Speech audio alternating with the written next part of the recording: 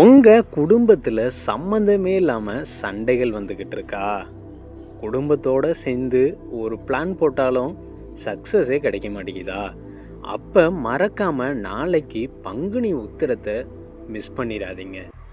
பங்குனி உத்திர நாளில் முருகனை வழிபாடு செஞ்சோன்னா உங்கள் வாழ்க்கையில் பெரிய மாற்றமே நடக்கும். ஏப்ரல் 1 நாளை பங்குனி உத்திர நாளில் முருகன் கோவிலுக்கு சென்று பால் அல்லது பஞ்சாமர அபிஷேகம் செய்யுங்க. சிவப்பு மலர்களை சாத்தி ஓம் சரவணபவ என மனதார 108 முறை சொல்லுங்க.